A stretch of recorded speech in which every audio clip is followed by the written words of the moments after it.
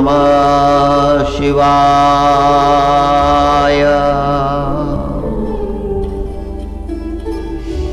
ओम नमः शिवाय।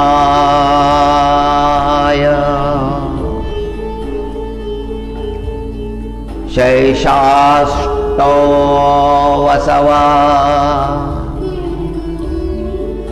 शैशाकादश रुद्रा शैशा द्वादशादित्याः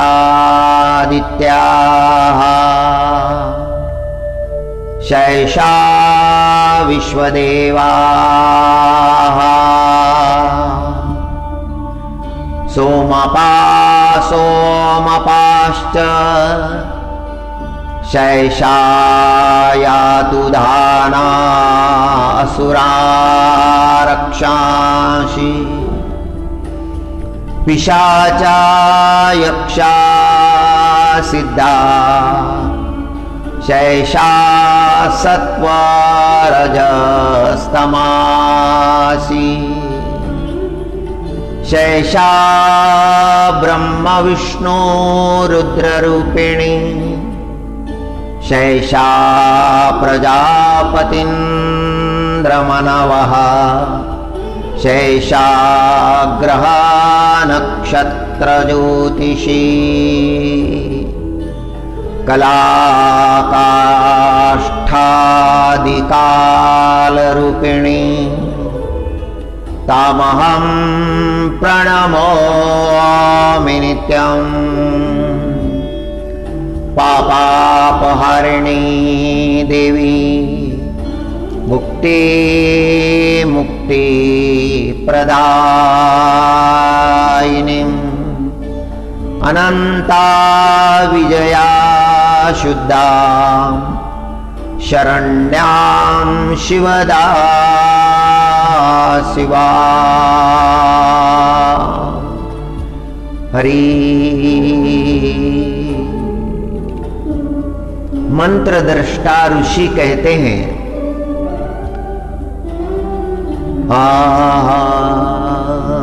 जहां अष्ट वसु है अंबिका के बारे में वर्णन कर रहे हैं। अंबिका सर्वव्यापिनी है, सारे जगत को उसने व्याप्त कर लिया है। अष्ट वसुओं के रूप में वही प्रत्यक्ष है, एकादश रुद्रों के रूप में वही प्रकाशित है और द्वादश आदित्यों के रूप में भी वही विराजमान है। सोमपान करने वाले और सोमपान न करने वाले जो विश्वदेव है, यातुधान है, असुर है, राक्षस है, पिशाच है, यक्ष है, सिद्ध है, वही ये सत्व रज तम है। सर्वत्र माता जी का स्वरूप है। ब्रह्म है, विष्णु है, रुद्र रूपिणी है, प्रजापति, इंद्र, मनु, ग्रह, नक्षत्र, तारे, कला काष्ठादि काल रूपिणी है। जगदीश्वरी सर्वेश्वरी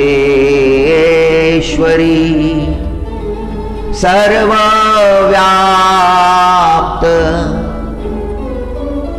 महेश्वरी।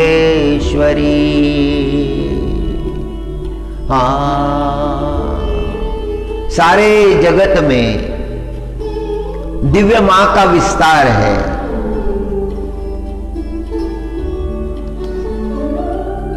मां ने सारे जगत को व्याप्त करके रखा है।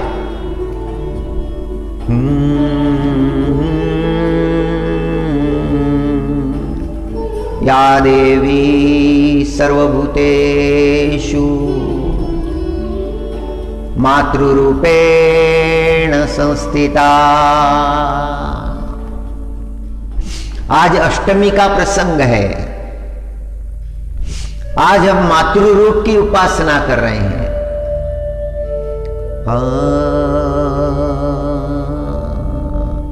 करुणा का स्वरूप है माता का।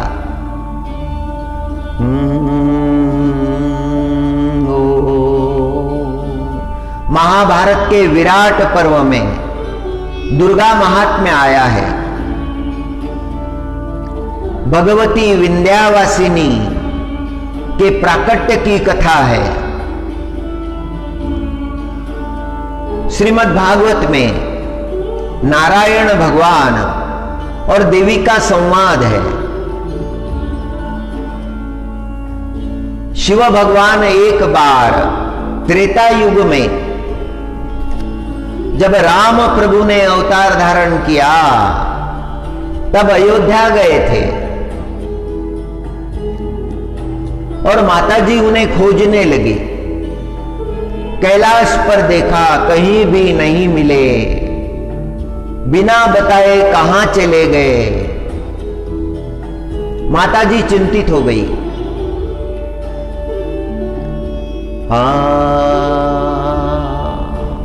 बड़ी देर के बाद में शिव भगवान लौट कर आए।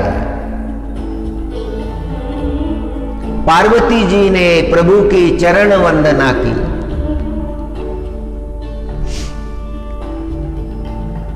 और प्रभु से प्रश्न किया,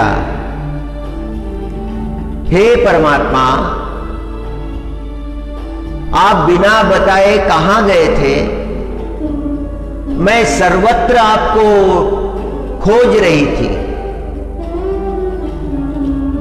शिव भगवान ने उत्तर दिया, हे देवी, मैं अयोध्या गया था। पार्वती जी ने पूछा, हे प्रभु, अयोध्या जाने का प्रयोजन क्या था? और शिव भगवान ने उत्तर दिया, हे देवी, अनंत कोटि ब्रह्मांड नायक, षड ऐश्वर्य संपन्न, मर्यादा पुरुषोत्तम प्रभु राम ने अवतार धारण किया है।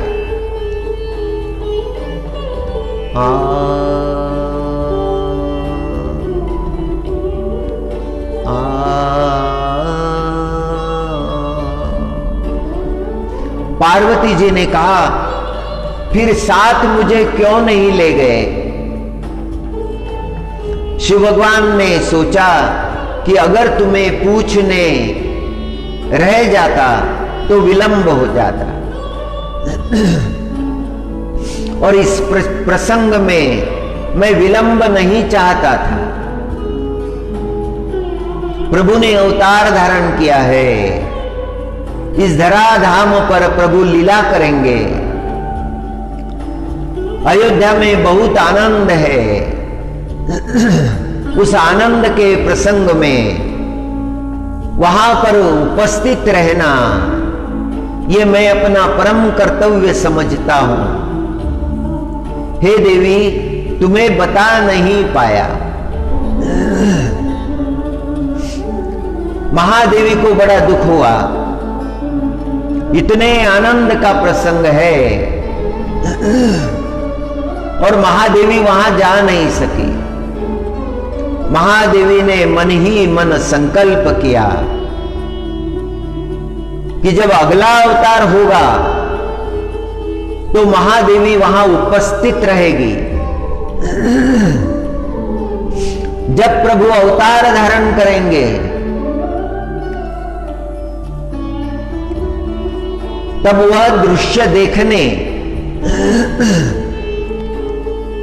महादेवी उपस्थित रहेगी।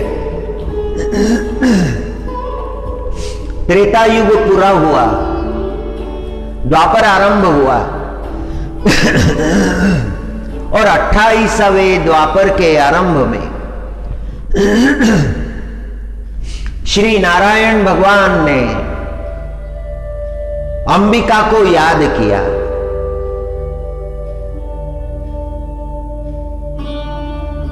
अंबिका श्री नारायण भगवान के सन्मुख प्रकट हो गई, हाथ जोड़कर खड़ी हो गई।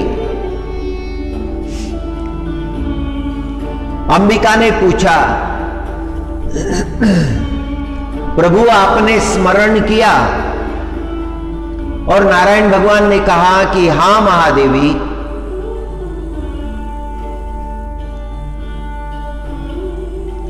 अब मैं अवतार धारण करूंगा, जगत के कल्याण के लिए,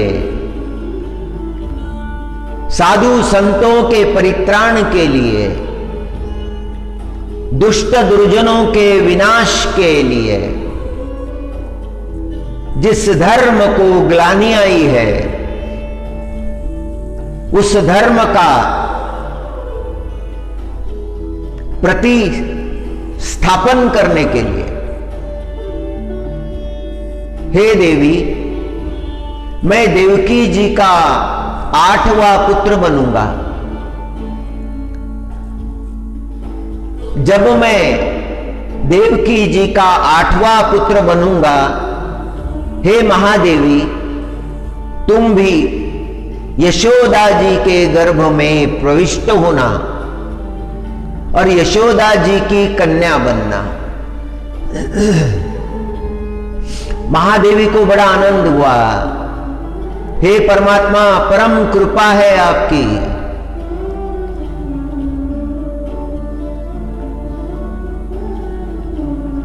पिछले अवतार में मुझे वह सौभाग्य नहीं मिला कि वहां पर मैं आपके निकट उपस्थित हो सकती। आपके दर्शन बहुत बाद में हुए थे। आपके संसार में आते ही आपके दर्शन मुझे हो जाएंगे। ये मेरा परम सौभाग्य है। वह दर्शनानंद मुझे प्राप्त होगा। नारायण भगवान ने आज्ञा की। महादेवी को बड़ा आनंद हुआ। ब्रजमंडल में नंद बाबा अपनी तपस्विनी पत्नी के संग, यशोदा जी के संग निवास करते थे। परमात्मा ने सारा वैभव उन्हें दिया था। बड़े सरल हृदय के थे। साक्षात प्रेम की मूर्ति थे। सबका उन पर प्रेम था। अपनी प्रजा की देखभाल बड़े प्रेम से, जैसे माता पिता करते हैं वैसे करते थे। जीवन में केवल एक ही कमी थी, संतति नहीं थी। नंद बाबा को उसका कोई दुख नहीं था।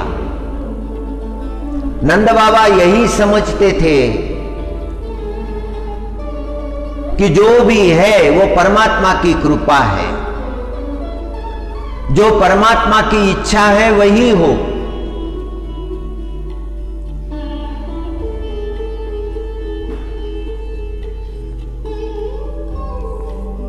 जीवन के पूर्व काल में उन्होंने यज्ञ किए, व्रत किए, अनुष्ठान किए, किंतु जब वृद्धावस्था आ गई तो मन में संतोष मानकर भगवान का भजन करने लगे।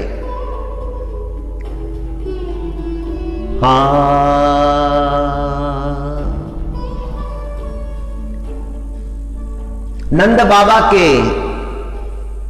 भाई के घर यज्ञ था। नंद बाबा सपरिवार वहां निमंत्रित थे। नंद बाबा ज्येष्ठ थे, बड़े थे। और जब यज्ञ क्रिया आरंभ हुई,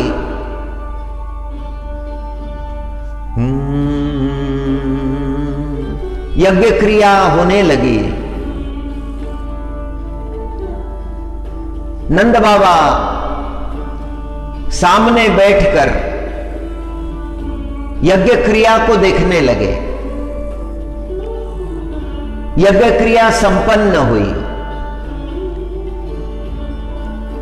पूर्णाहुति हो गई, आरती हो गई, नैवेद्य अर्पण हो गया और अंत में पुजारी ने कहा, यज्ञ पुरोहित ने कहा कि अब परिवार के जो है सभी यज्ञ को परिक्रमा करके यज्ञ को वंदन करो, यज्ञ पुरोहित को वंदन करो। और सब परिक्रमाएं करने लगे। यज्ञ पुरोहित ने रोक दिया, रुकिए, ज्येष्ठ जो है वो पहले आएंगे। और नंद बाबा के भाई ने उनसे विनय की कि भ्राताश्री प्रथम आप परिक्रमा कीजिए, यज्ञ नारायण भगवान का प्रथम आप दर्शन कीजिए और यज्ञ पुरोहित के आशीर्वाद आप प्राप्त कीजिए। नंद बाबा ने हाथ जोड़कर कहा, यज्ञ पुरोहित से कहा कि आपका कहना ठीक है, किंतु अभी तो हमारी वृद्धावस्था आ गई है, अब इसकी क्या आवश्यकता है। अब तो जो हमसे छोटे हैं वही करें, हम सबके बाद में नमस्कार कर लेंगे। यज्ञ पुरोहित ने कहा कि हम जैसा कह रहे हैं वैसा कीजिए।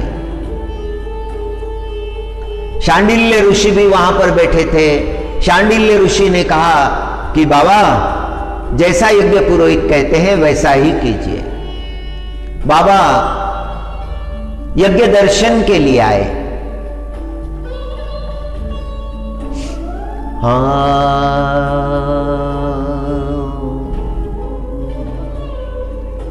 यज्ञ पुरोहित ने कहा, अकेले नहीं, आपकी अर्धांगिनी कहां है। बाबा ने यशोदा जी को बुलाया। फिर दोनों ने यज्ञ कुंड की परिक्रमा की। यज्ञ पुरोहित के आशीर्वाद लेने के लिए उनके चरणों में नतमस्तक हुए। हाथ में अक्षता लेकर यज्ञ पुरोहित उनके मस्तक पर वर्षाव करने लगे और आशीर्वाद देने लगे। आयुष्मान भव, यशस्वी भव, पुत्रवान भव।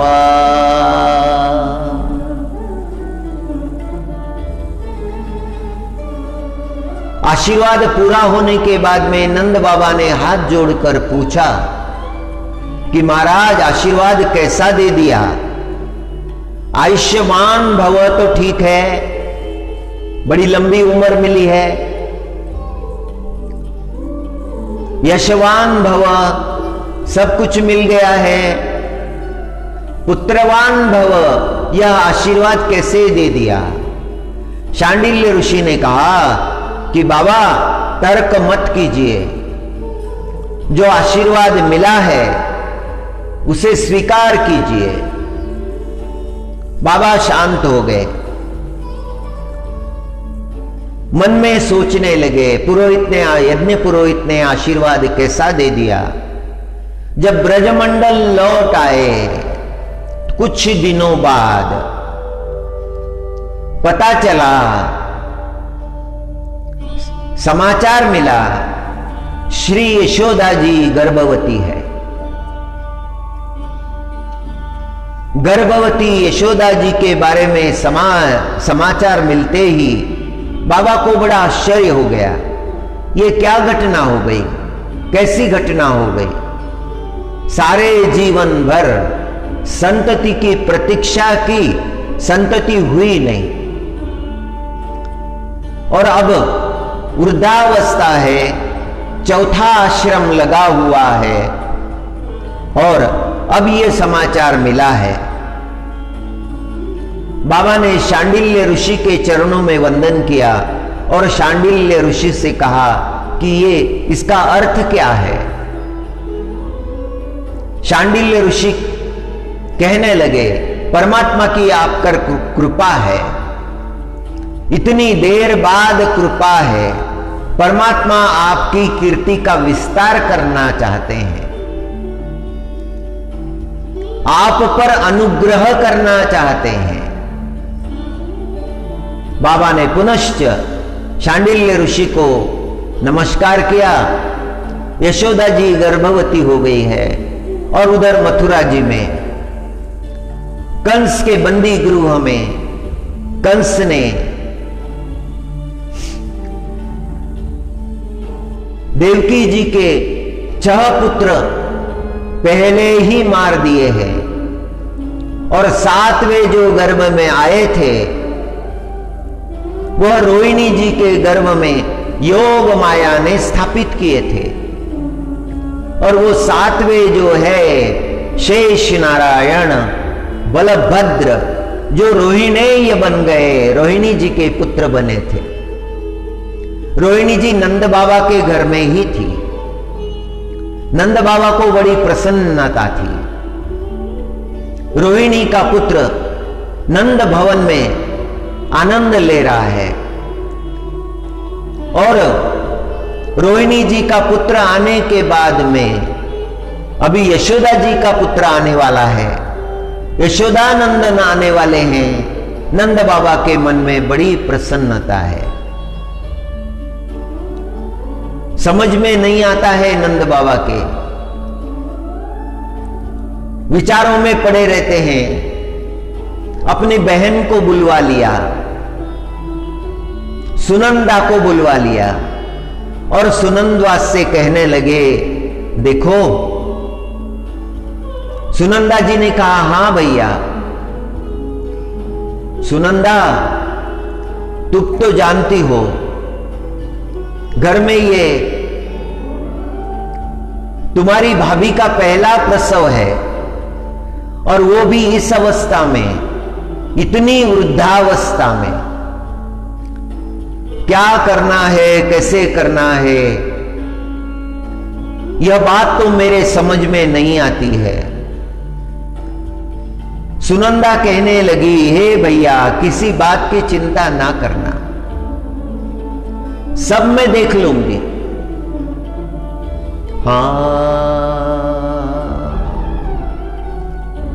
और उधर कंस के बंदी गृह में देवकी जी 8वीं बार गर्भवती हुई है। कंस प्रतीक्षा कर रहा है, अब मेरा शत्रु आने वाला है। द्वारपालों को सख्त ताकीद करके रखी है कि ध्यान हटने ना पाए। प्रसव होते ही मुझे समाचार मिले। और द्वारपाल लगातार प्रतीक्षा कर रहे हैं। श्री कृष्ण जन्माष्टमी का मध्य रात्रि का प्रसंग है।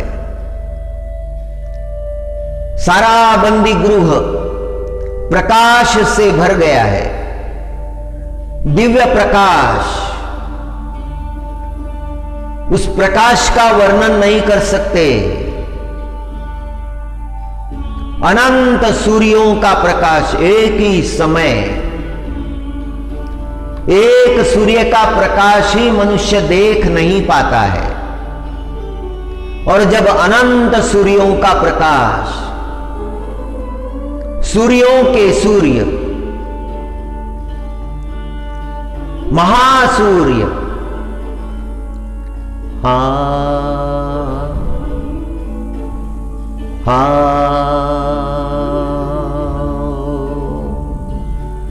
हरे हरे अवतार धारण करने जा रहे हैं। देवकी जी ने देखा, वसुदेव जी महाराज ने देखा, उनके सामने एक दिव्य तेजोधारी 8 वर्ष का सुंदर बालक प्रकट हुआ है। उसका रूप देखकर, उसका तेज देखकर भावा विभोर हो गए हैं वसुदेव देवकी। वसुदेव देवकी जी ने हाथ जोड़े और प्रभु की वंदना की। श्री नारायण भगवान उस 8 वर्ष के बालक के रूप में प्रकट हुए हैं। श्री नारायण भगवान कहते हैं, हे वसुदेव, हे देवकी, पूर्व जन्म में तुमने घोर तपश्चर्या की है, एकांत में निराहार रहकर तपश्चर्या की है। ओम नमो नारायणाय।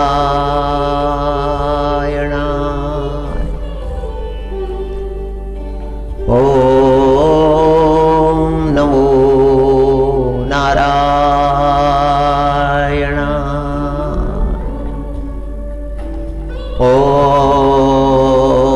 नमो नारायण। तुम्हारी घोर तपश्चर्या से प्रसन्न होकर मैंने तुम्हें वरदान दिया था कि मैं तुम्हारा पुत्र बनकर जन्म लूंगा। वह अवसर अभी आया है। वसुदेव जी महाराज और देवकी ने हाथ जोड़े और कहा कि हे प्रभु, इस रूप में नहीं, शंख चक्र गदा पद्म धारण जो किया है आपने, इस रूप में नहीं, सामान्य बालक जैसे होते हैं उस रूप में। परमात्मा कहने लगे, अभी मैं उसी रूप में प्रकट होता हूं। हे वसुदेव, हे देवकी, ये तुम्हें स्मरण दिलाना था, पूर्व जन्म के तुम्हारे तपश्चर्या के बारे में स्मरण करा देना था। तुम्हें जो वरदान दिया था उसका स्मरण कर देना था। उस वरदान की पूर्ति अभी हो रही है, उसका भी स्मरण करा देना था।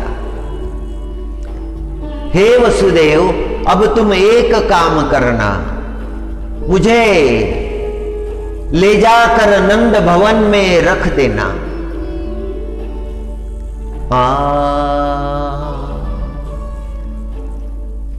और तेज पुंज परमात्मा बालक रूप में प्रकट हो गए।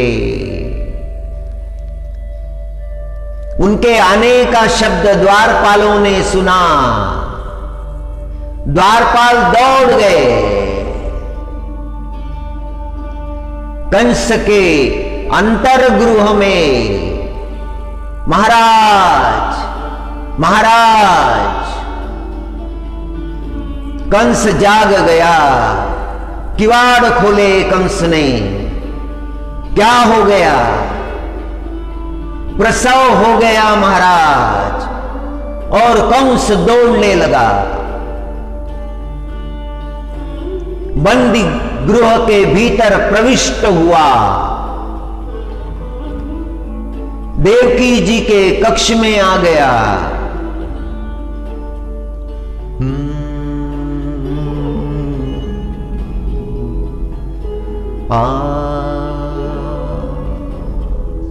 तब तक बड़ी घटना हो चुकी थी। वसुदेव जी परमात्मा की आज्ञा के अनुसार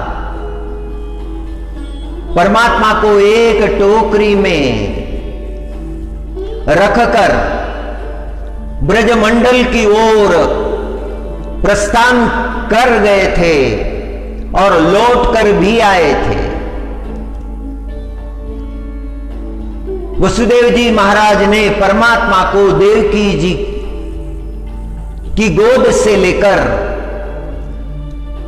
यशोदा जी की गोद में रख दिया था और वहां पर जो योग माया प्रकट हुई थी उसे लेकर आए थे।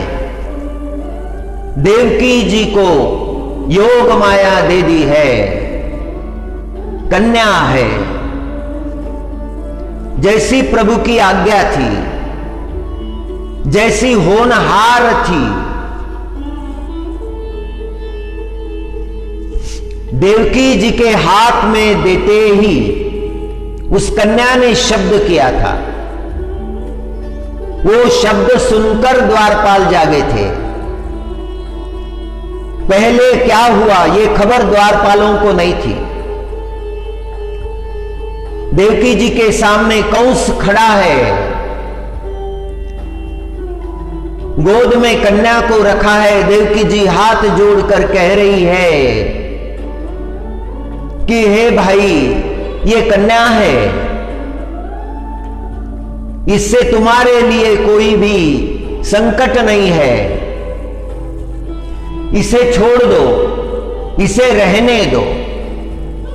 कठोर कंस के अंतःकरण में दया नहीं आई। उसने छीन लिया उस कन्या को, महामाया को, महाशक्ति को,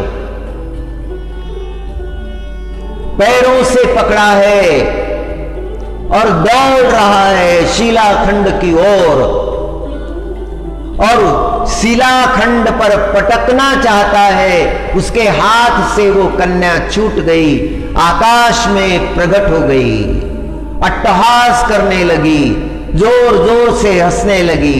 रे कंस, मेरे मारने के प्रयत्न तूने किए, मुझे मारने के प्रयत्न तूने किए, तेरे सारे प्रयत्न विफल हो गए। तेरा अंतकर्ता जो है वो जन्म ले चुका है। अब तेरा काल निकट है, अब तेरा अंत निकट है। इस तरह से वो बोलने लगी, अट्टहास करने लगी। जैसे ही उसका अट्टहास सुना, कंस के शरीर से सारा बल चला गया।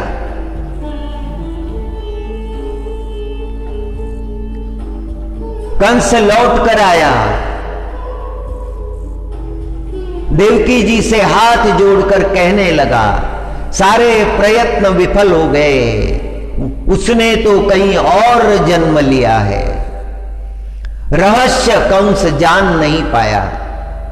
कंस के हाथों से छुटी हुई वो जो कन्या थी वो है विंध्यावासिनी। काशी के निकट एक तीर्थ है,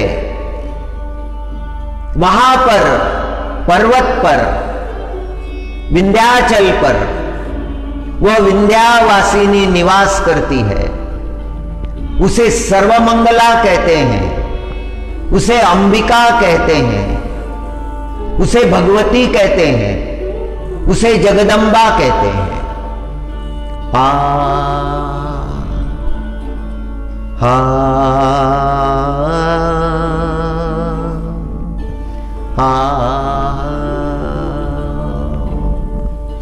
सारा जगत उस परमात्मा की इच्छा से चलता है।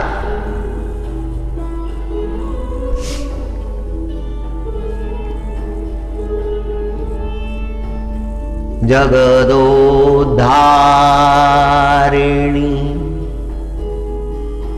माता दुर्गा, जगदोद्धारिणी मां, जगदोद्धारिणी माता दुर्गा, जगदोद्धारिणी मां। जागो जागो मां, जागो जागो मां, हे शिवरमणी जागो मां। जगदोद्धारिणी माता दुर्गा, जगदोद्धारिणी मां। जागो जागो मां, जागो जागो मां, हे शिवरमणी जागो मां। हाँ, जो भी होता है जगत में ये परमात्मा की इच्छा से होता है। मय्या दक्षेण प्रकृति सूयते सचराचरम्,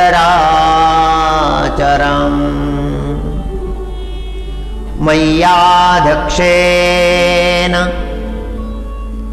प्रकृति सूयते सचराचरम्, हेतुनानेन कौन्तेय जगद्द्वि परिवर्तते। हे अर्जुन, मुझ अधिष्ठाता की अध्यक्षता में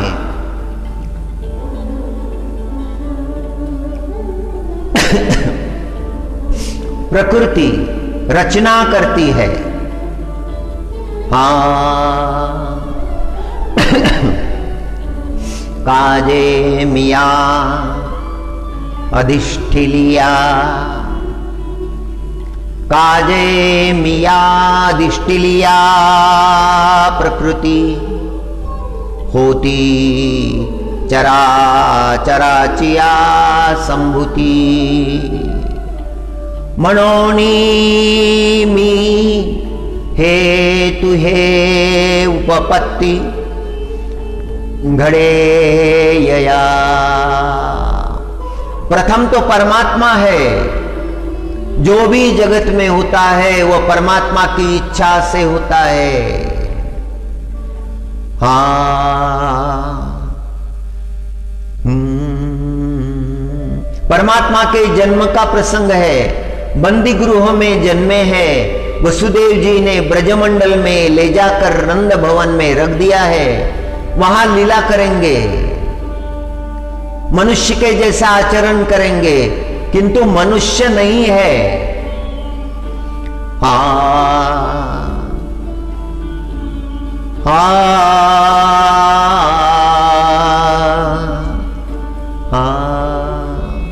नातरी ज्वरे विटाळले मुख,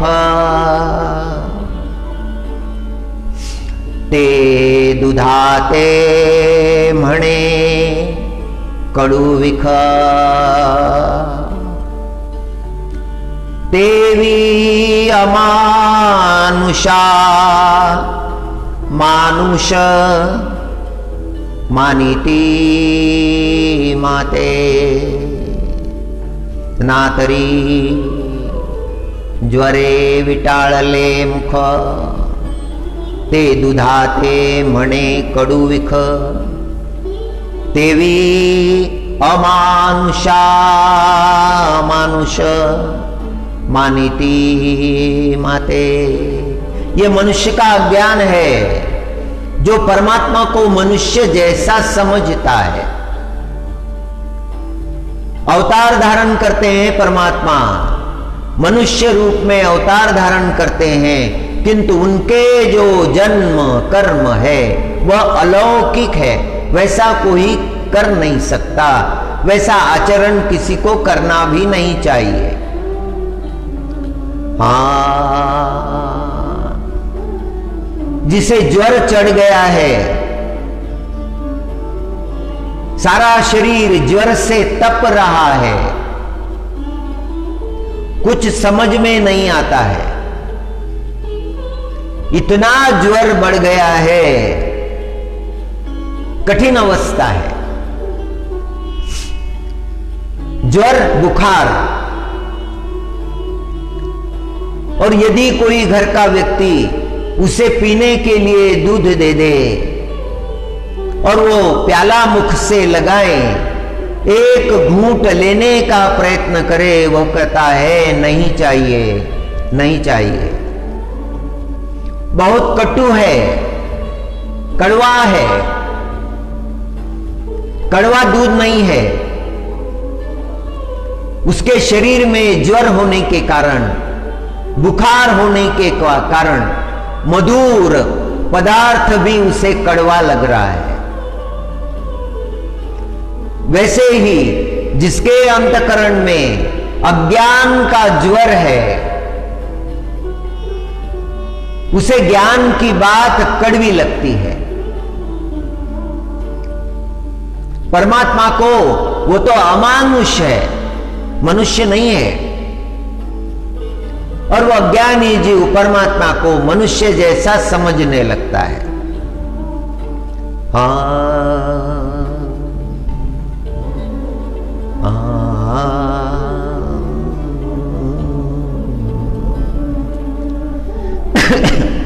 वेदों में, उपनिषदों में देवी को शक्ति कहा है, महाशक्ति कहा है। दुर्गा सप्तशती में बड़ा सुंदर वर्णन आया है। यह वेदों का वर्णन है। मार्कंडेय ऋषि ने जो वेद शास्त्र का ज्ञान है वह भी सप्तशती में प्रकट कर दिया है। शैशाष्टो वसवा शैशाकादश रुद्राः शैषा द्वादशादित्या शैषा विश्वदेवाः सोमपा असोमपाश्च शैषा यातुधाना असुरा रक्षांसि पिशाचा यक्षा सिद्धा शैषा सप्त सत्व रजस्तमासी शैषा ब्रह्मा विष्णु रुद्र रूपिणी शैषा प्रजापतीन्द्रमनवा शैषा ग्रह नक्षत्रा ज्योतिषी कला काष्ठा काल रूपिणी तामहं प्रणमोमि नित्यं पापापहारिणी देवीं भुक्तिं मुक्तिं प्रदायिनीं अनंता विजया शुद्धां शरण्या शिवदां शिवां। श्लोक का उच्चारण, इस ऋचा का उच्चारण आपके लिए किया है। ब्रह्म मुहूर्त में नवरात्र के इस पुण्यमय प्रसंग में आपके कानों पर यह मंत्र पड़े। कल का मंत्र भी बड़ा सुंदर था। आज के मंत्र में मंत्र दृष्टा ऋषि ने यह भाव प्रकट किया है कि सारे विश्व को उस अंबिका ने भर दिया है, सारे विश्व को व्याप लिया है, और जगत में जो जो प्रकट है वो सब अंबिका है। जे जे दिशे भूत तेथे मानिजे भगवंत। जो जो दिखाई पड़ रहा है,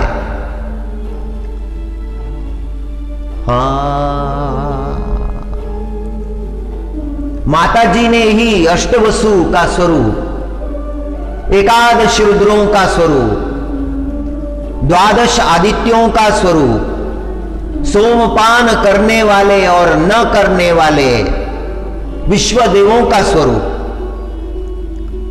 जो जो स्वरूप दिखाई पड़ रहे हैं वो सारे अंबिका जी ने ही धारण किए हैं। ये भाव है, ऋषियों का ये भाव है। अंबाजी में सब समाविष्ट है। आरंभ वहां से है, स्थिति वहां पर है, और विलय भी वहां पर ही होगा।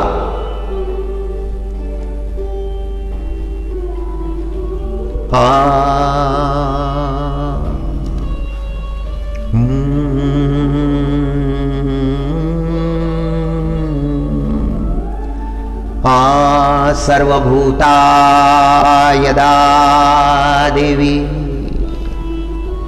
सर्वभूता यदा देवी स्वर्ग मुक्ति प्रदायिनी। भक्त शुद्ध अंतकरण से माता जी की आराधना करता है, अंबा जी की आराधना करता है, महामाया की आराधना करता है, सकल पदार्थ देने वाली वह अंबा उस जीव पर कृपा करती है। सर्वभूता यदा देवी स्वर्ग मुक्ति प्रदायिनी। स्वर्ग और मुक्ति में भेद है। स्वर्ग जाने के बाद में वापस आना पड़ता है, मुक्ति में आना नहीं पड़ता।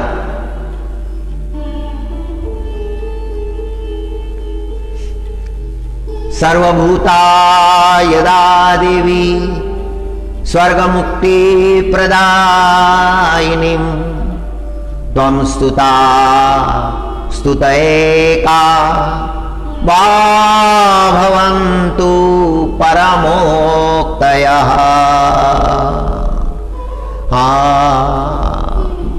मार्कंडेय ऋषि का भाव बड़ा मधुर है।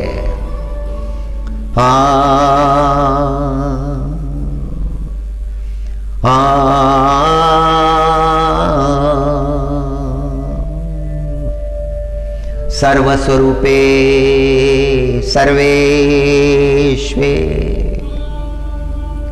सर्वशक्ति समन्विते भयेभ्यस्त्राहिनो देवी दुर्गे देवी नमोस्तुते।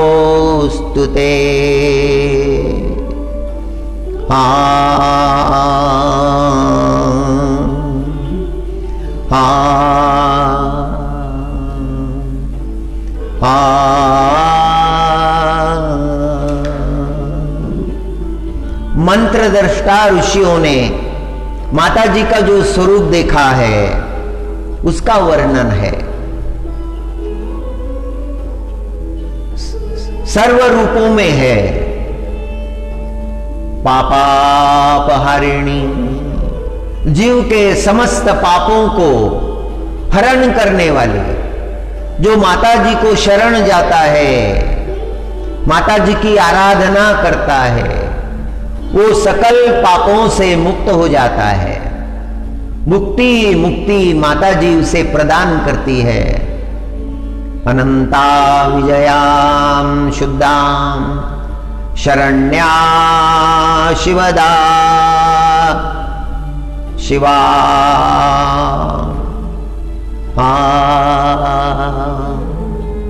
हरि सब परमात्मा की अध्यक्षता में होता है। मातृरूप महेश्वरी।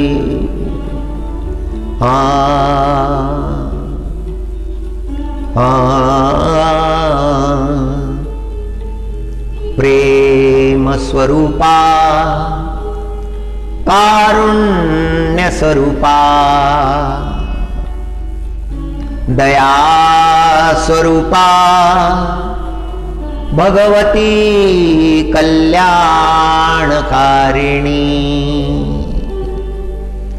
परमेश्वरी विश्वप्राणेश्वरी मातृरूप महेश्वरी जगदीश्वरी महामंगलेश्वरी। हे मातृरूप महेश्वरी।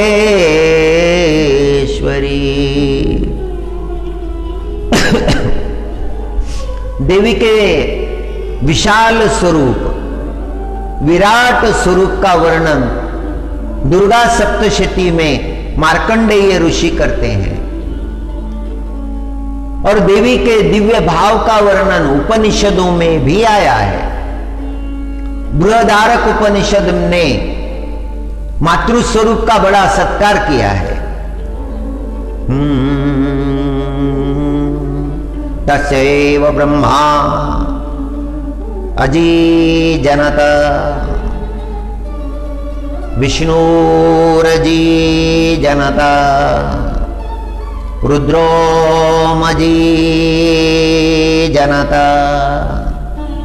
सर्वे देवाजीजनत।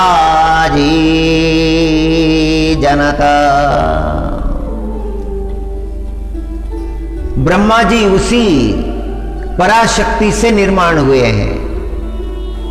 ब्रह्म विष्णु महेश सभी उस पराशक्ति से निर्माण हुए हैं। सकल देव गंधर्व अप्सरा सभी प्राणी उस मातेश्वरी से ही प्रकट हुए हैं। वह माता लक्ष्मी है, सरस्वती है, सीता है, काली है, जगदम्बा है, तारा है। अनंत रूप, भिन्न भिन्न रूप जो दिखाई पड़ते हैं सभी उस माता के ही स्वरूप है।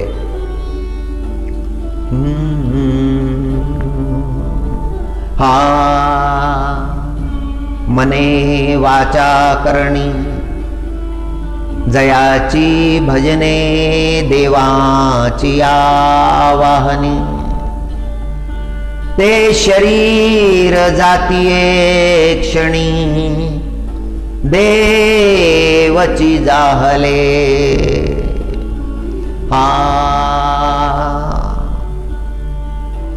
मने वाचा करणी जयाची भजने देवाची आवाहनी। शास्त्र का ज्ञान मनुष्य को होना चाहिए। मनुष्य को शास्त्र का ज्ञान प्राप्त करना चाहिए। ज्ञान कोई भी हो प्राप्त करना ही चाहिए।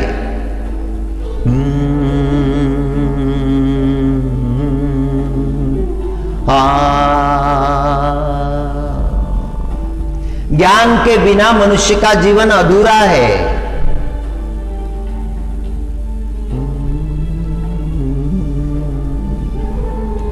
भक्त का वर्णन किया है माऊली ज्ञानेश्वर महाराज ने कि जिसका मन हमेशा परमात्मा का चिंतन करते रहता है।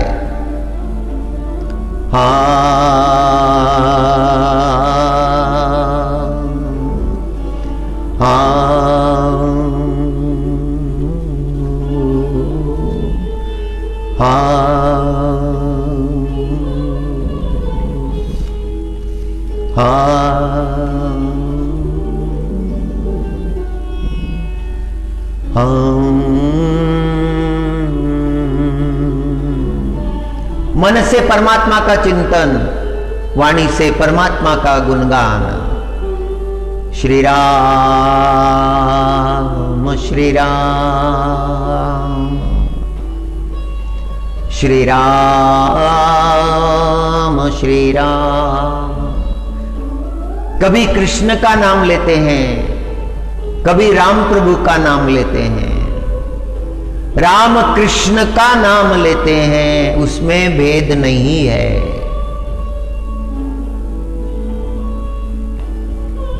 उसमें भिन्नता नहीं है। एकत्व का विचार करना चाहिए।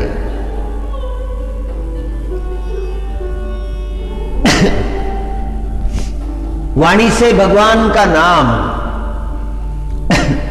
मन में भगवान का चिंतन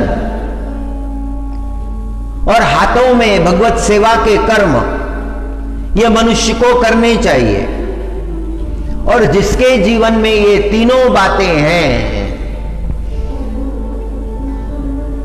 मने वाचा करणी जयाची भजने देवांची आवाहनी ते शरीर जातीये क्षणी देवची झाले।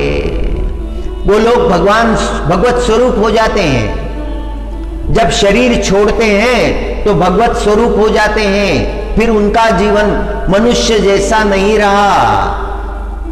वो सारा जो उन्होंने अपने मन को परमात्मा में एकाग्र किया है, अपनी वाणी को परमात्मा में एकाग्र किया है, अपने हाथों से परमात्मा के ही कर्म कर रहे हैं, वो शरीर छोड़ने के बाद में भगवत स्वरूप हो जाते हैं। अखंड पूरे जीवन भर जिनका ऐसा आचरण है। हाँ, गीता भागवत वेद उच्चारिता, गीता भागवत वेद उच्चारिता,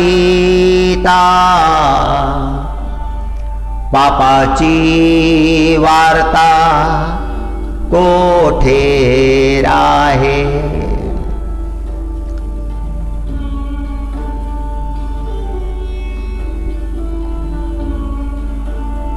गीता भागवत वेद उच्चारिता, पापाची वार्ता कोठे राहे।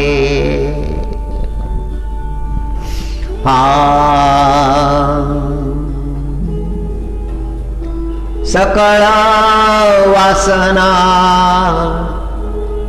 नामी जे रंगली, सकळ वासना नामी जे रंगली, साधने राहिली मग कैची, साधने राहिली मग कैसी, मनोनियाने ऐसा तारी जीवा, मनोनियाने ऐसा तारी जीवा,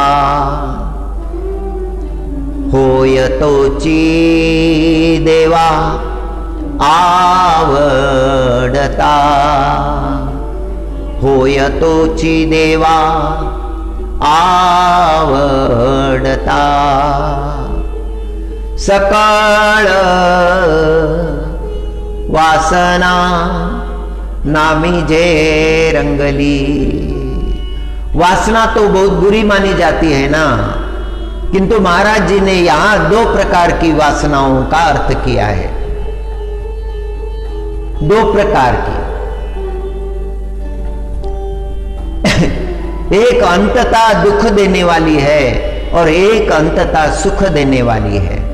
वो सुख देने वाली जो है महाराज जी ने उसे सद्वासना कहा है। परमात्मा से प्रार्थना करते हैं कि हे परमात्मा, मेरे मन में जो ये सद्वासना उपजी है उसे पूरा कीजिए, वह मुझे दीजिए। परमात्मा से मांगते हैं। महाराज जी के जीवन में वासना रही ही नहीं, रह भी कैसे सकती है। जिसके जीवन में इतनी साधना हो उसके जीवन में वासना कैसे रहेगी। जीवन कैसा है। गीता भागवत वेद उच्चारिता, तीनों शास्त्र उच्च कोटि के हैं। श्रीमद् भगवद गीता वेदों उपनिषदों का सार है, सारे शास्त्र है श्रीमद् भगवद गीता में। श्रीमद् भगवद गीता में परमात्मा घोषणा करते हैं,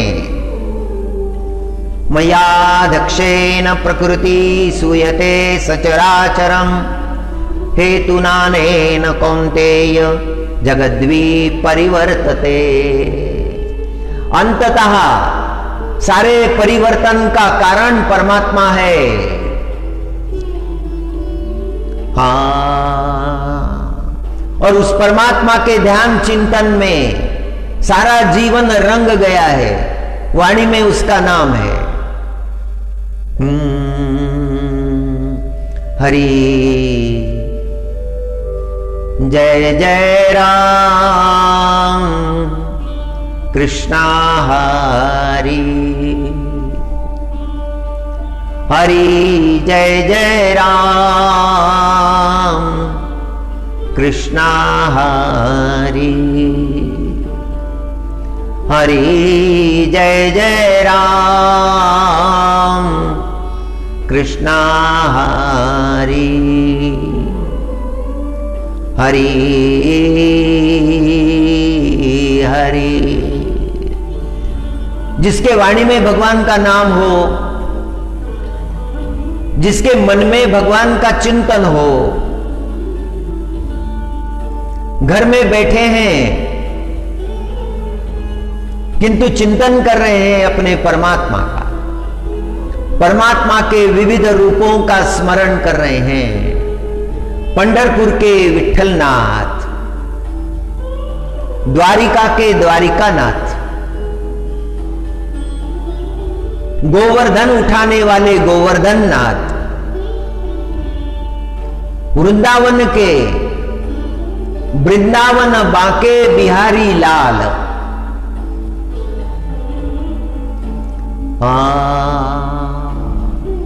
अयोध्या के राम,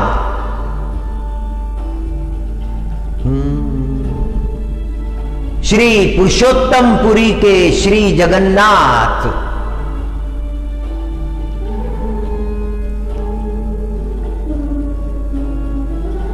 बद्रीनाथ धाम के परम कृपालु बद्रीनाथ, केदारनाथ धाम के श्री केदारनाथ, श्री जगन्नाथपुरी के जगन्नाथ, तिरुमला के श्री वेंकटेश्वरा,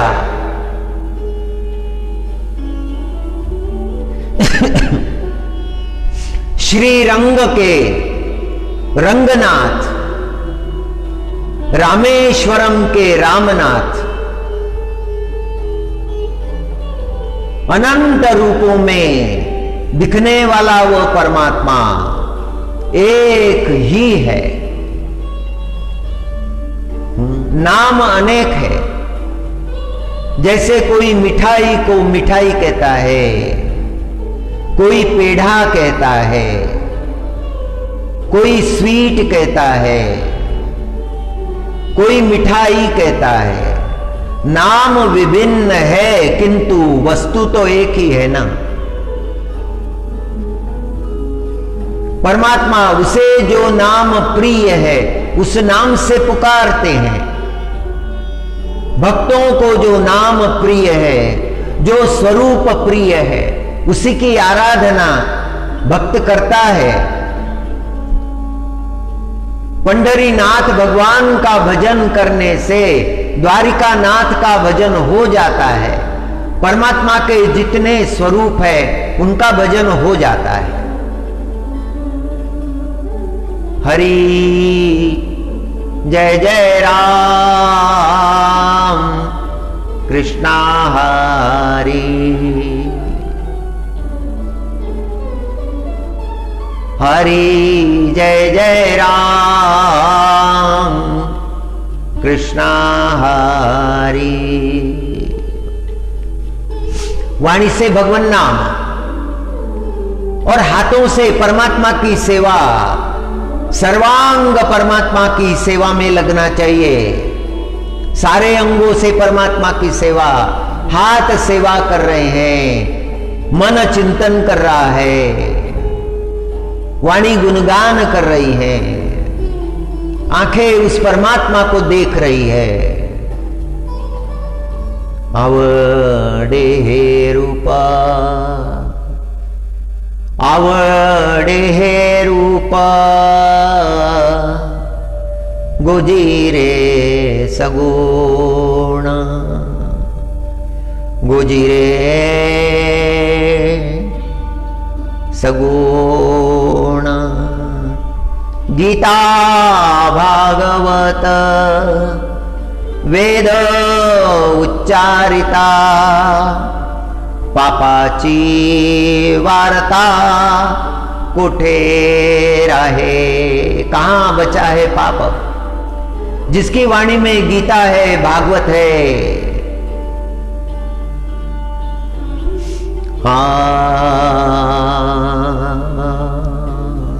उसके जीवन में पाप कहां बचा है? वासना ही नहीं रही। और जो सद्वासना जिसकी बात महाराज करते हैं वह पूर्ण रूप से बदल गई। अब तो वह भगवत भक्ति में रंग गई है। सकळ वासना नामी जे रंगली,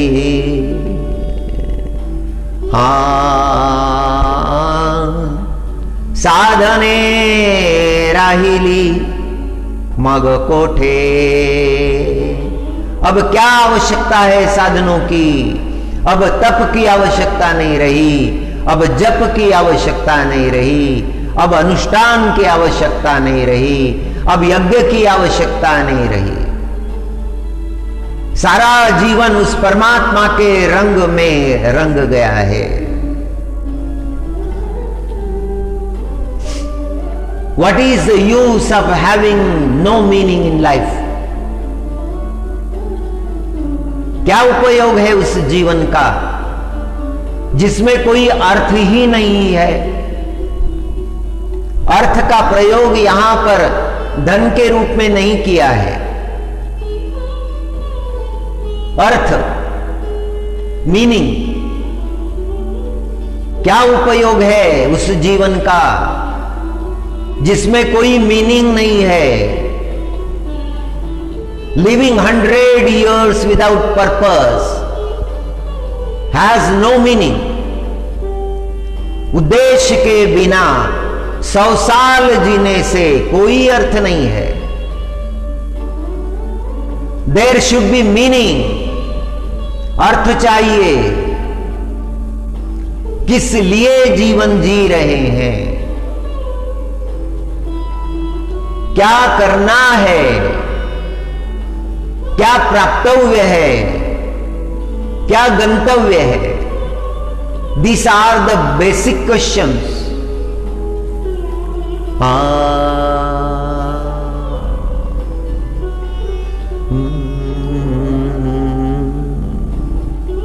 हरि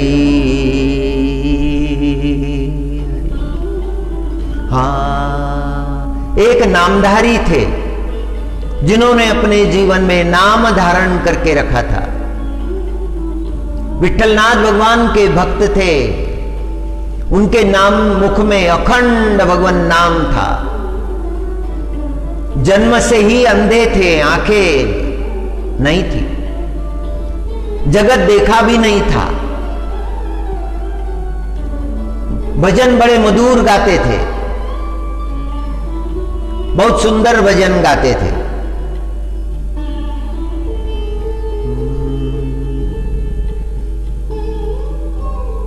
गांव के कुछ लोग पंढरपुर जा रहे थे। इन्होंने भी प्रार्थना की कि मैं कभी पंढरपुर गया नहीं हूं, मुझे प्रभु का दर्शन प्राप्त नहीं हुआ है, हो भी नहीं सकता। अपने मन में, अपने मन की आंखों से मैं उन्हें अपने अंतःकरण में देखा करता हूं।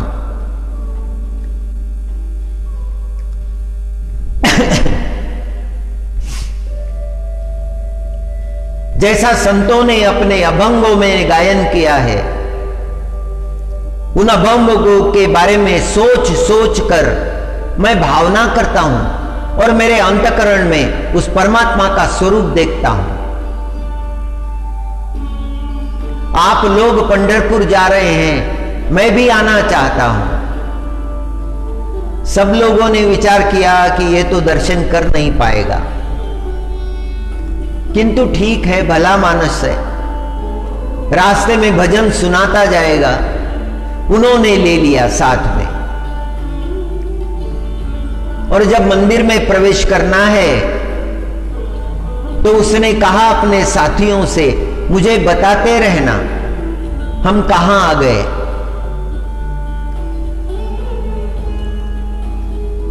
और साथी ने कहा कि हम आ गए मंदिर के सामने, अभी पुष्प माला, तुलसी माला खरीद रहे हैं, भगवान को तुलसी माला चढ़ाएंगे। उसने कहा ठीक है, एक माला मेरे लिए भी खरीदना। एक माला उसके लिए भी खरीदी गई। भक्तों को बड़ा आनंद हो गया है, पंढरपुर में पहुंच गए हैं, चंद्रभागा जी में स्नान किया, पुंडलिक जी महाराज का दर्शन किया, चोखोबा महाराज का दर्शन किया, नामदेव महाराज का दर्शन किया, मंदिर के अंदर प्रविष्ट हुए। सभी आनंदमय है, सभी के चेहरे खिले हुए हैं। अभी भगवान का दर्शन होगा, भीड़ बहुत है।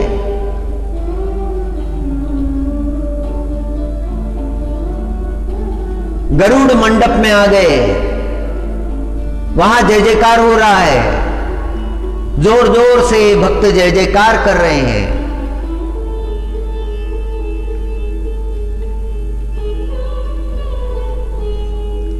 अंधे भक्त ने पूछा, अब हम कहां पर हैं? और उसके साथियों ने उत्तर दिया, अब हम भगवान के सामने आ गए हैं, मुझे सीधे खड़ा करो। पता नहीं मैं कैसे खड़ा हूं, मुझे मालूम नहीं, सीधे खड़ा करो। मैं हाथ जोड़कर खड़ा होना चाहता हूं। पास में कोई अन्य यात्री था, वो कहने लगा कि कैसी मूर्खता है, कहां अंधे को लेकर आए, ये अंधा कहां दर्शन करेगा जिसकी आंखें ही नहीं है। और उस अंधे भक्त ने उत्तर दिया कि भाई ऐसा मत कहो, ऐसा मत कहो,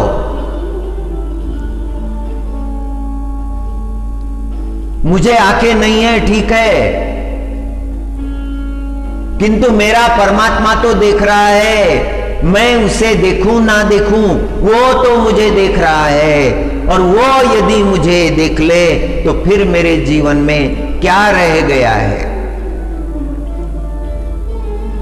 मनुष्य का जीवन तो कृतार्थ हो जाता है जब मनुष्य परमात्मा के सामने खड़ा हो जाता है। पुरी में हम चले जाते हैं, श्री जगन्नाथ प्रभु के सामने खड़े हो जाते हैं। दोनों आंखें जिसमें सारा जगत भरा हुआ है, वो दो आंखें हम पर पड़ती है, हम भी उन आंखों में समा जाते हैं।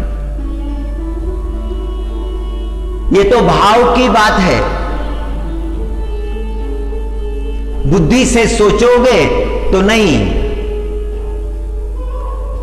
बुद्धि समझा नहीं पाएगी, अब तो अंतकरण से सोचना पड़ेगा। जो बुद्धि नहीं दिखा सकती वह अंतकरण दिखा देता है। श्री विठलनाथ भगवान के सामने वो भक्त खड़ा है, उसे दर्शन मन में हो रहे हैं और परमात्मा अपने उस भक्त को देख रहे हैं। Feelings are important in the life. If man has pure feelings, उसके भाव शुद्ध है, परमात्मा भाव उसके अंतकरण में है, then he has got everything, उसे सब मिला है। उसके सारे तप हो गए हैं, उसकी सारी पदयात्राएं हो गई है, वेदों का अनुष्ठान हो गया है, उपनिषदों का अनुष्ठान हो गया है, सारे शास्त्र उसने समझ लिए हैं। भाव की बात है, भक्त के अंतकरण में भाव की प्रधानता होती है। शांति ब्रह्म एकनाथ महाराज पूजन कर रहे थे, श्री विठ्ठल भगवान का पूजन कर रहे थे, विग्रह का पूजन कर रहे थे, पीतल का विग्रह आज भी है उनके घर में, विजयी पांडुरंग कहते हैं उसे। महाराज जी ने स्नान दिया बड़े भाव से, एक एक सेवा कर रहे हैं, सर्वांग पोंछ लिया है, फिर सर्वांगे सुगंध लेपनम, सारे अंगों पर सुगंध का लेपन किया, सुंदर वस्त्र प्रभु को चढ़ाए, अलंकार चढ़ाए, तिलक कराया, धूप दीप आरती की और अंत में माखन मिश्री का प्रसाद देने के लिए हाथ आगे किया और विठ्ठल परमात्मा ने वो प्रसाद स्वीकार करने के लिए अपना दाहिना हाथ आगे किया। आज भी वैसा ही है।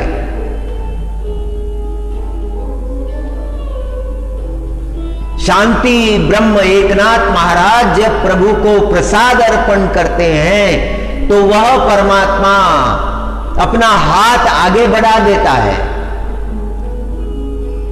महाराज जी के भक्ति में भाव ही ऐसा है। हमारा अंतकरण भक्ति से समृद्ध होना चाहिए।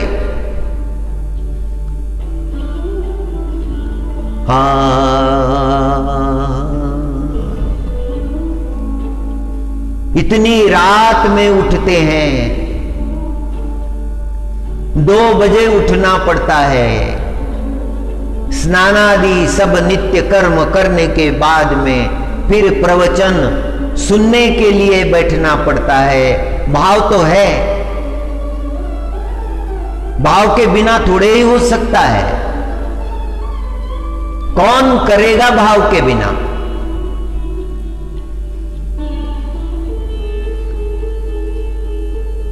सुनने से मन का मनोरंजन हो जाए, परमार्थ सुनने से मन का मनोरंजन हो जाए, ठीक है, किंतु श्रद्धा का यदि उदय हो,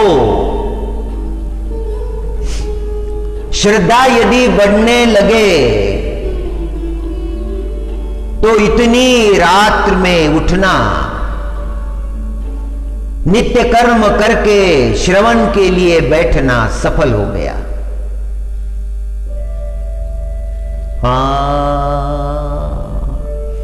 भाव के लिए ही तो सब है। वो भाव अंतकरण में उपजे,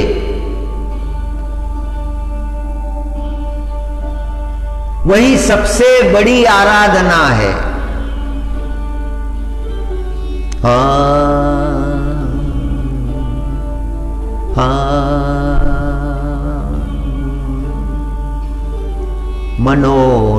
मनोनियानेम मनोनियानेम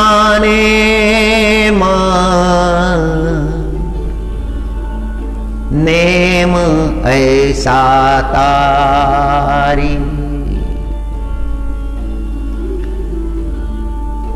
होय तोची देवा आवड़ता।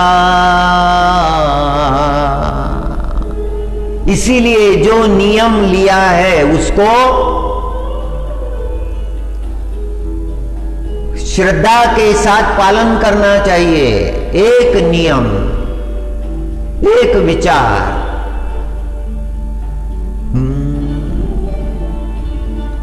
अंतकरण में श्रद्धा का उदय हो गया, फिर आनंद आने लगता है। मनुष्य जीवन का क्या भरोसा है? उगवला दिवस जाए तो क्षणात,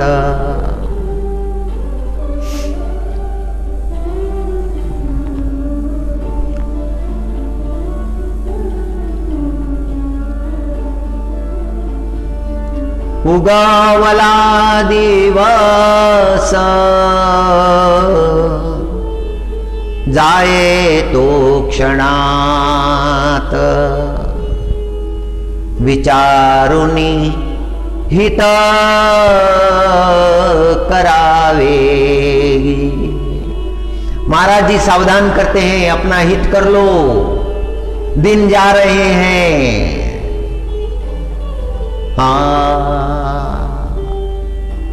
रामचरितमानस में एक सुंदर प्रसंग आया है। सुमंत जी और निषाद राज का संवाद।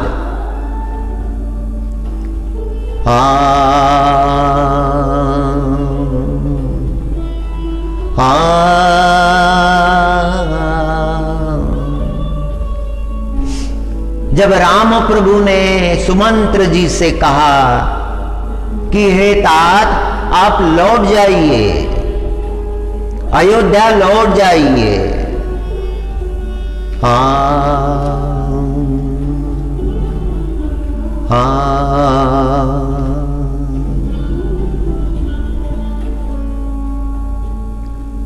तब सुमंत जी सोचने लगे,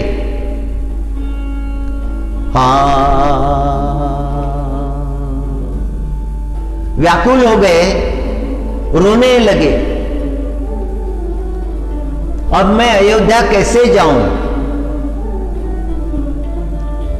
जब मैं अयोध्या जाऊंगा, राजा के सामने खड़ा हो जाऊंगा, महाराज जी मुझे पूछेंगे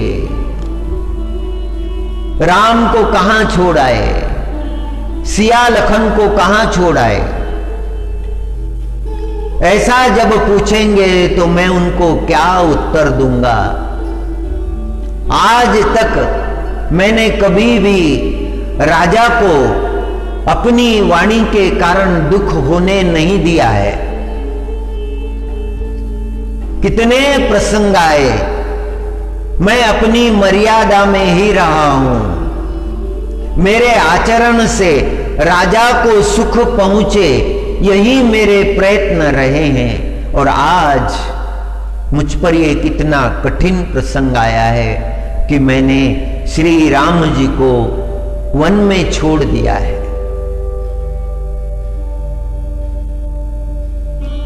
सुमंत्र जी व्याकुल है, रो रहे हैं।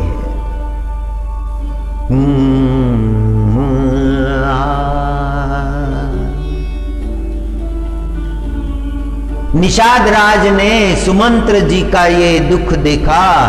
उन्होंने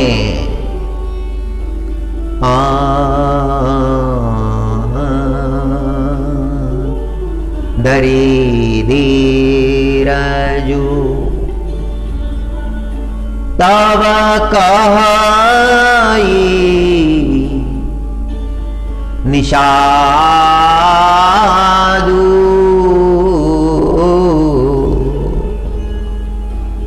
धरी धीरजु तब कहाई निषादु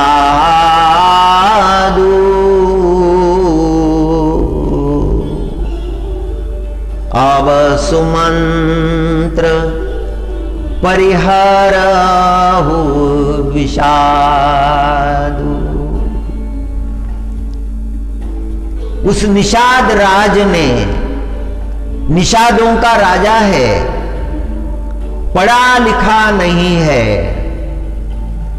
किंतु उसके अंतकरण का भाव इतना शुद्ध है, इतना पवित्र है। सुमंत्र जी से कहने लगा कि हे मंत्री महोदय, विषाद का त्याग कीजिए। गोस्वामी जी की अद्भुत वाणी है, धरी धीरजु तावा कहाई निषादु,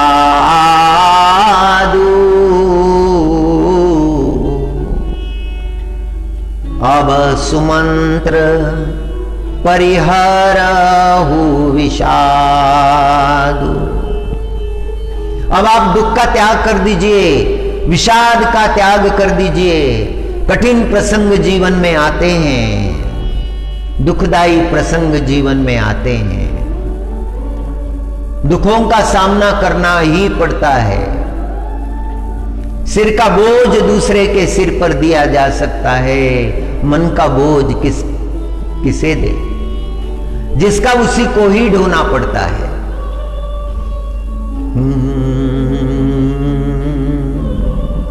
दुख में पास बैठने वाले लोग चाहिए। स्वजन उसे नहीं कहा जा सकता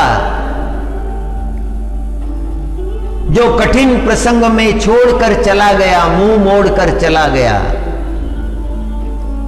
हर समय आसपास में घूमते रहता था, छोड़ता नहीं था एक पल भी, और जब संकट आ गया तो वो चला गया, अब दिखाई ही नहीं देता है। इसे स्वजन नहीं कह सकते।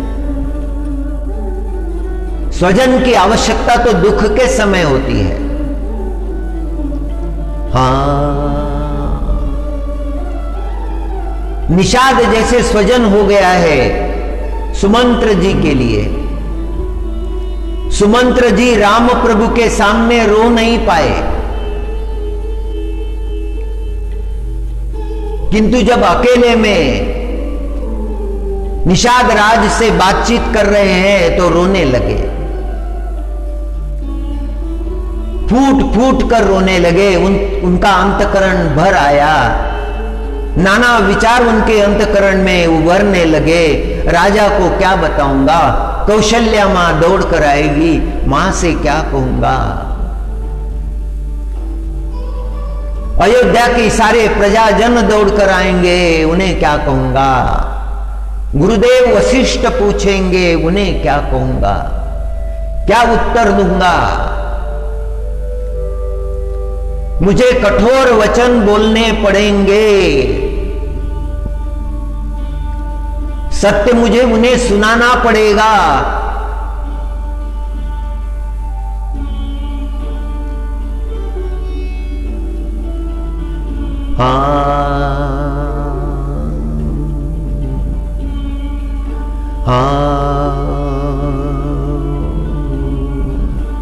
संत का हृदय ही ऐसा होता है।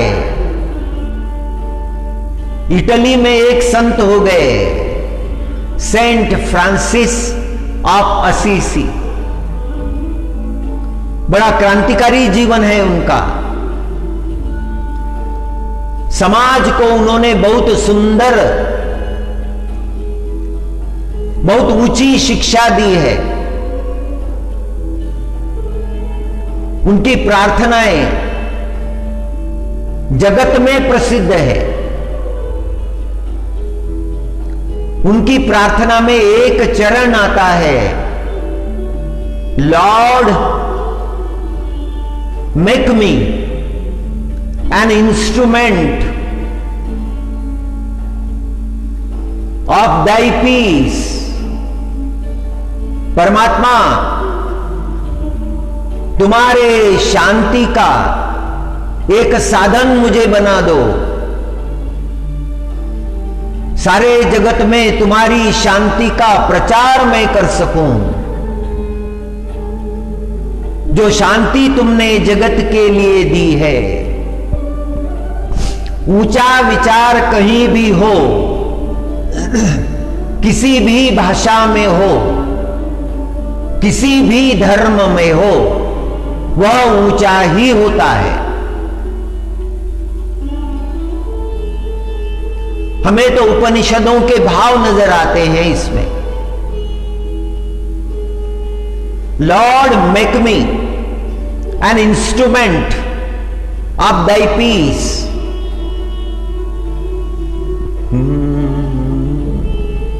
Where is hatred let me sow piece.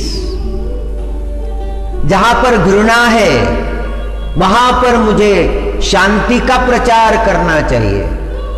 अब जिसका अंतकरण ही घृणा से भरा हुआ है, तिरस्कार से भरा हुआ है, उसके पास शांति का संदेश लेकर अगर कोई गया तो क्या हालत होगी। जगाई मधाई को शांति का संदेश देने नित्यानंद गए थे। जो मुक्त करने के लिए आया है उसी पर वार होने लगे। नित्यानंद जी महाराज को जगाई मथाई ने, जगाई और मधाई दोनों पीटने लगे। सिर फूटा, रक्त बहने लगा। चैतन्य महाप्रभु वहां आए। चैतन्य महाप्रभु का अंतकरण पसीज गया, बड़े दुखी हुए। जगाई मदाई की ओर देखने लगे। रहस्य समझ गए नित्यानंद। नित्यानंद ने कहा कि हे प्रभु, आप इन्हें क्षमा कर दीजिए, जगाई मदाई को क्षमा कर दीजिए। जिसे मारा है उसी ने ये प्रार्थना की है। और चैतन्य महाप्रभु के अंतकरण में करुणा निर्माण हो गई और उन्होंने उस दुष्ट जगाई मधाई का उद्धार कर दिया। वे भक्त बन गए।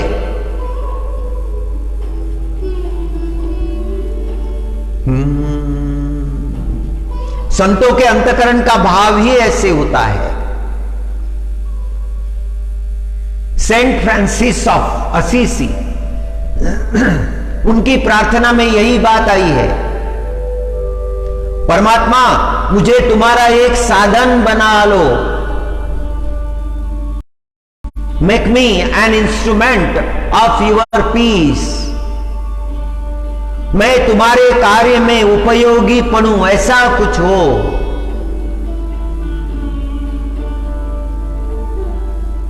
उस जीवन को कोई अर्थ नहीं है।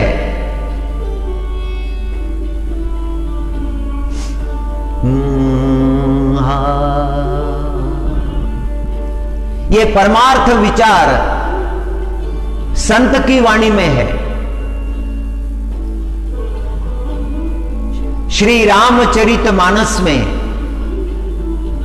गोस्वामी तुलसीदास जी महाराज ने बड़ा सुंदर उपदेश किया है। नवरात्र में रामचरितमानस का पारायण करते हैं। कुछ लोगों का नियम है, हर वर्ष का नियम है। कुछ उपवास करते हैं, कुछ एक बार भोजन करके एक आहार लेते हैं, एक भुक्तम। कुछ लोग केवल दूध लेकर रह जाते हैं, कुछ जल पर भी करने वाले हैं। साधना में प्रखरता लाई जा सकती है, अच्छी बात है। संकल्प बड़ा ही होना चाहिए, बहुत बड़ा।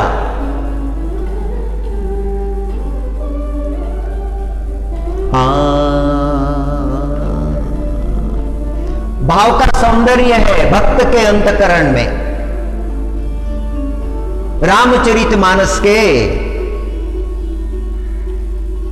राम प्रभु को वनवास में छोड़ने के प्रसंग का वर्णन स्वामी जी महाराज कहते हैं। उस प्रसंग में सुमंत्र जी के अंतकरण में जो भाव उभरे हैं, जो भावनाएं प्रकट हुई है, रोने लगे हैं। निषाद राज उन्हें समझा रहे हैं।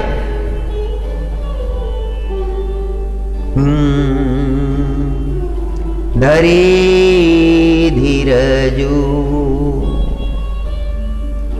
धरी धीरजू तब कहाई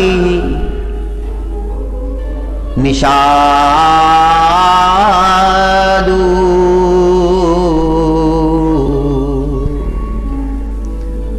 अब सुमंत्र परिहारा हूँ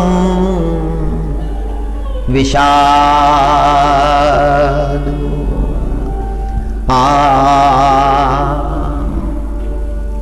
तुमा पंडिता परमार्थ ज्ञाता,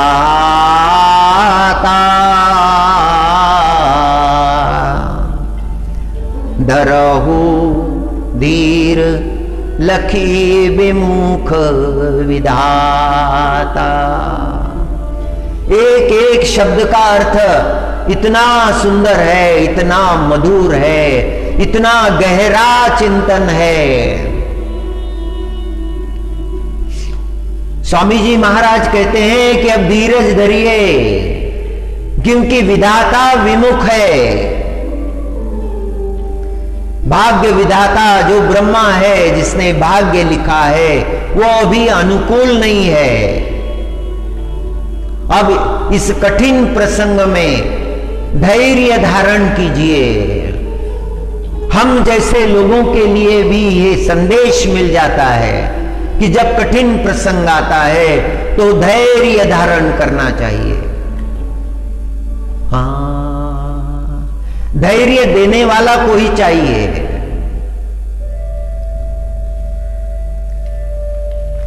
ये मित्र का कर्तव्य है।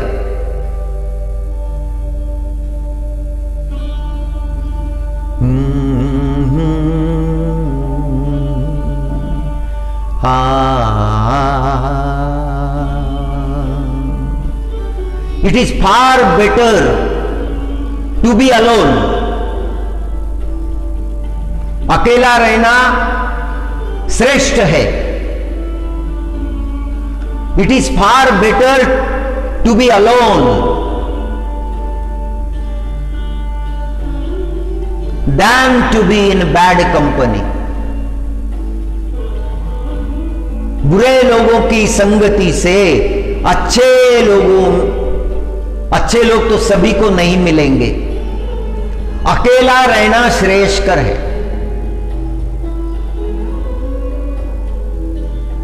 संग का चुनाव करना पड़ता है। ये बात बार बार हम चिंतन करते आए हैं।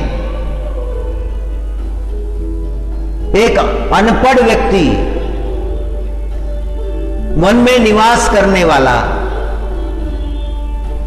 राजा है, निषाद राजा है, और अयोध्या के मंत्री सुमंत्र जी महाराज को धीरज बंधा रहा है। विविध कथा कही कही मृदुबानी, रथ बैठा रेहू बरबस आनी। रथ में बिठा दिया। सुमंत्र जी की ऐसी अवस्था हो गई है कि उठ भी नहीं सकते हैं, इतने व्याकुल हो गए हैं, अश्रु बह रहे हैं, अंग थरथरा रहा है। निषाद राज ने उठाया, उन्हें लेकर आए। वो जैसे रथ में बैठना नहीं चाहते, अयोध्या जाना नहीं चाहते। किस लिए जाऊं, क्या करूं अयोध्या में जाकर, कैसे समाचार दूं। श्री राम प्रभु को वन में छोड़ दिया है, जिनको कभी भी छोड़ा नहीं था।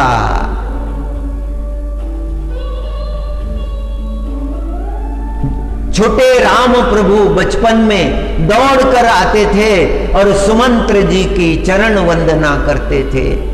जो आचरण बचपन में था वो आचरण अंत तक रहा। वयोवृद्ध एक ज्येष्ठ मंत्री के चरण युवराज छुए, ये बहुत बड़ी बात है, मर्यादा की बात है, ये चरित्र की बात है। रामचरितमानस की हर पंक्ति में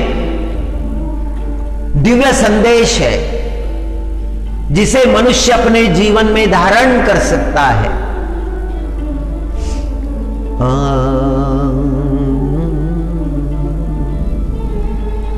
रथ में चढ़ा दिया, तरह तरह से समझाने लगे, आपको धैर्य रखना चाहिए, आप तो ज्ञानी हो, आप परमार्थ को जानते हो, आपने बहुत सुना है, आप संत महात्माओं से मिलते हो, मैं तो अज्ञानी हूं आपके सामने।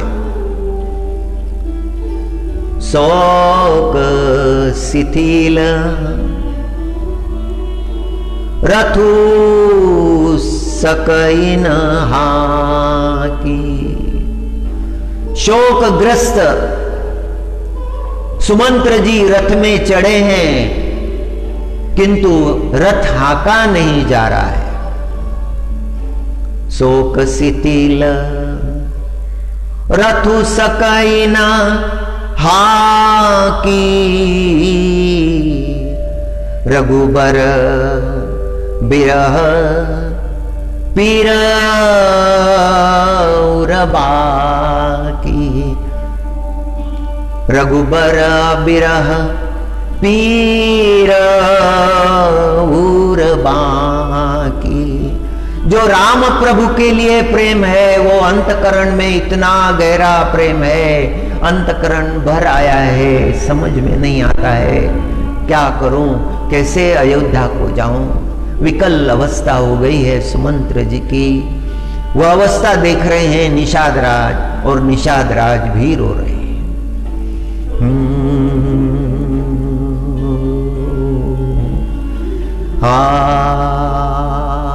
श्री माता जी को रामचरित्र बड़ा प्रिय है। श्री माता जी जगदम्बा भवानी श्री रामचरित्र का श्रवण करती है, एकाग्र अंतकरण से श्रवण करती है। विद्याओं की विद्या है, महाविद्या है। उनके जैसा परमार्थ किसी के जीवन में नहीं होगा। उमा जी जैसी श्रोता जगत में मिलना कठिन है, और शिव भगवान जैसे वक्ता भी मिलना कठिन है।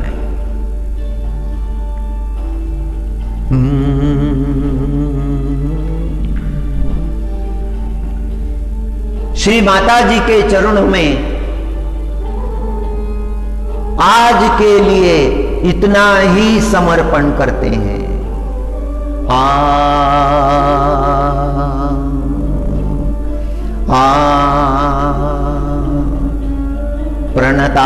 प्रणतानां प्रसीद, प्रणतानां प्रसीद। त्वं देवी विश्वार्तिहारिणी।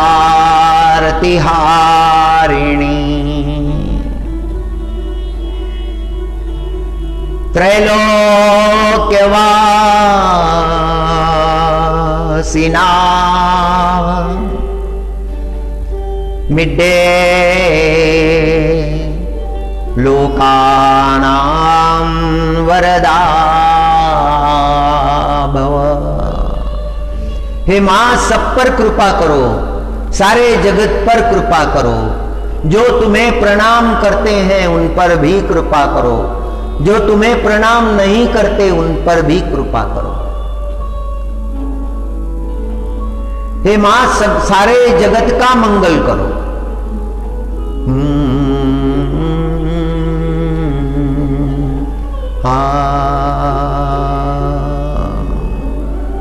ओम नमो नारायण।